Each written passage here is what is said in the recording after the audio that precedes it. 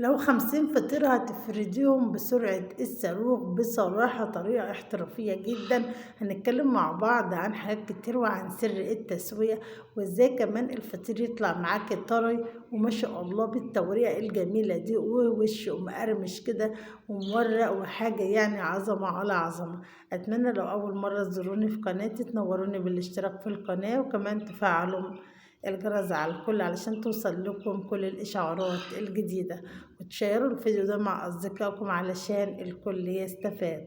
اللهم صل وسلم وبارك على سيدنا محمد وعلى آله وأصحابه أجمعين. صلاة تنحل بها العقد وتنفك بها الكرب وتتفتح بها الأرزاق وننال بها الرضوان وتجزني بها في الدنيا والآخرة يا رب العالمين. النهاردة هنعمل مع بعض الفطير بطريقة احترافية وسهلة جدا. هنسمي الله ونصلي على سيدنا محمد علشان ربنا يبارك لنا في كل حاجة بنعملها. معي أول حاجة 2 كيلو من الدقيق، طبعا أنا نخلاهم. هبدأ أحط عليهم كده، كل كيلو بياخد معلقتين من السكر، وهضيف عليهم معلقة صغيرة من الملح، وهنزل كمان بالمية التدريجي كده. هحاول ان انا اضيع بس الدقيق بالمية، وبعد كده هبدأ بقى اخدم العجينة واعجنها كويس، لان الفطير ما هو الا عجين، يكون العجين مخدوم. وطبعا لازم اعجنه لحد ما ينعم معايا وميكونش فيه اي تكتلات. طبعا هبدأ دلوقتي اضيف المية بالتدريج، كل دقيق طبعا على حسب نوعه بيشرب مية قد ايه. طبعا في دقيق بيشرب مية، في دقيق ما بيشربش مية. وهبدأ في الوقت ده كده عجنت العجينة اهوت. هسيبها بقى كده اريحها حوالي نص ساعة ساعة على حسب وقتكم، بس كل ما بنريح عجينة الفطير كل ما بتدينا نتيجة احسن.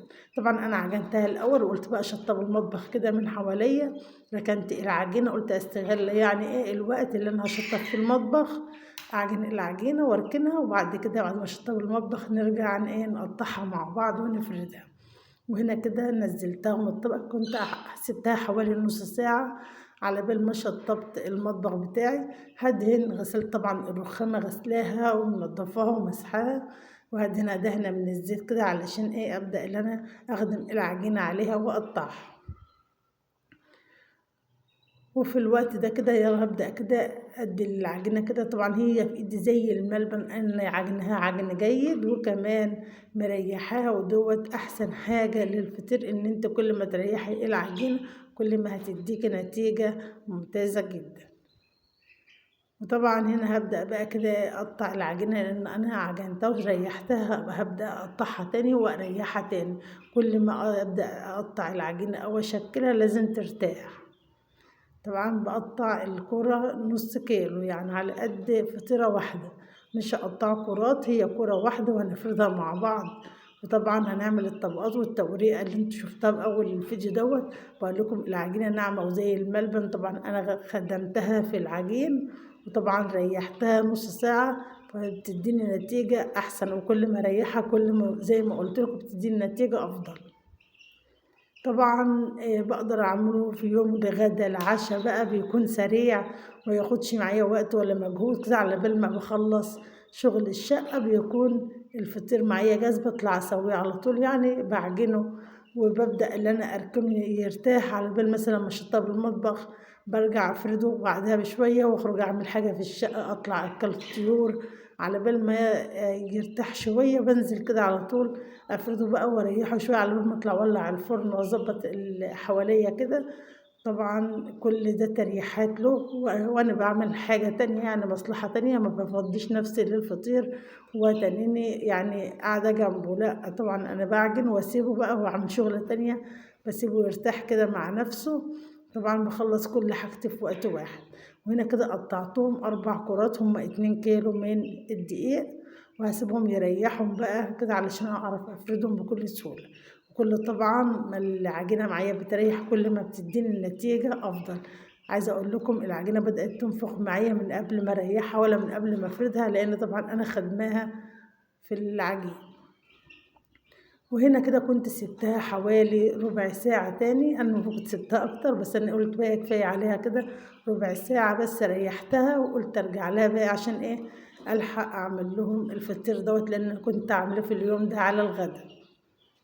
قلنا بقى نغير بقى من الروتين كل يوم رز ومكرونة ومحشي وخضار وكده يعني. فقلت اليوم نعمل بقى فطير ونجيب عسل وجبنة حادقة اللي هي الجبنة القديمة بتاعتنا الفلاحي ونقضي يوم فلاحي جميل كده. طبعا العجينة بتتفرد معايا بكل سهولة. اولا نوع الدقيق ما شاء الله حلو، تاني هام العجينة انا مريحاها، وكل ما اريحها كل ما تديني نتيجة احسن وافضل. ما عندكيش رخامة زي دي صينية الاكل كنت بفرد عليها، يعني المتاح عندنا نستخدمه. انا بقى هورق عندي حتة زبدة صفرة على حتة سمنة مش صفيحة على شوية زيت، سيحتهم كده على بعض وهبدأ أورق بيهم. عندك زبدة على سمنة ماشي، عندك زيت على سمنة ماشي. ما ينفعش تورق بقى بسمنة بس، لأن طبعا احنا الجو اليومين دول بقى برد، فلو ورقت بسمنة بس هتبقى طبقات الفطير مقفولة على بعضها وهتحس ان هي قطعة واحدة. لازم نحط زيت على سمنة، لا اما زبدة على سمنة، لان الزيت بيورق الفطيرة وبيبقى خفيف، وكمان ما شاء الله بيخلي الطبقات منفصلة، والزبدة فيها نسبة من المية كمان بتخلي طبقات الفطير منفصلة. ولو انت عملتيه بزبدة خالص، زبدة الصفرة الكريستال العادية مش غالية رخيصة، مش لازم زبدة فلاحي يعني ونكلف نفسنا، بيبقى جميل جدا جدا وبيبقى كمان مورق وما شاء الله الطبقات بتاعته بتكون منفصلة. انا كنت عاملاه في الفيديو اللي فات بالزبدة الكريستال، كانت زبدة جميلة جدا وكان طعمه ممتاز، هي مش غالية. انا كنت جايبة ربع كيلو ب40 جنيه، ما شاء الله ممتازة جدا، وكمان طعمها بيبقى حلو جدا في الفطير. كده ببدأ أفرد الفطيرة قطعة واحدة، وببدأ اللي أنا أورقها. كل ما بحط طبقة ببدأ أدهنها من مادة التوريق اللي هو السمنة والزبدة والزيت، وكل ما بطبق كده ببدأ أدهن علشان كل دي طبقات ودي التوريقة بتاعة الفطير. ببدأ أطبق كده وألم كله على بعضه وبقفلها زي الظرف وبسيبها ترتاح. طبعا كده لسه هريحها تاني، أنا كده بريح الفطيرة 3 مرات. وهنا كده كنت قطعت ال4 فطيرات وورقتهم. وطبعا في الوقت ده كنت ولعت الفرن، لازم الفرن يكون سخن جدا علشان الفطير اول ما يخش معايا على الفرن ينفخ، وكمان الطبقات بتاعته ترفع معايا. وكمان الفطير بيحب الفرن اللي هي النار تكون عالية علشان ما ينشفش معايا. هنا بقول لكم الفطيرة ارتاحت وبدأت تنفخ لوحدها قبل ما ادخلها الفرن. طبعا معايا كمان السمنة بتاعت التوريق دي او زبدة التوريق اللي كنت بورق بيها الفطير، هبدأ ادهن بيها الصاج من تحت، وهبدأ افرد اول واحدة وادخلها على الفرن زي ما انتم شايفين. بسم الله ما شاء الله، الفرن لسه مدارش، هيبدأ يدور معايا دلوقتي، وبإذن الله هيطلع احلى فطير يستاهل بقى حبايب قلبي كلهم. طبعا بألف هنا وشفا لكل اللي كل منه. الفطير طري جدا مورق، وكمان ما شاء الله وشه جميل ومقرمش كده، وحاجة عظمة على عظمة. تعملي لو 50 فطيرة بسرعة الصاروخ، مش هياخد معاكي حقيقي وقت ولا مجهود.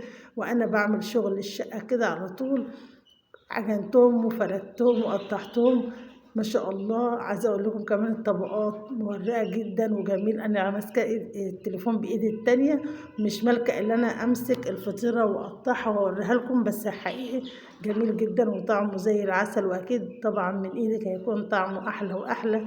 اتمنى الفيديو يعجبكم، واتمنى ان انا اكون ضيفه خفيفه عليكم. بس لو عجبكم الفيديو ما تبخلوش عليه بلايك جميل منكم، كمان كومنت جميل منكم تشجعوني فيه. استودعكم الله الذي لا تضيع منه ودائع. شكرا.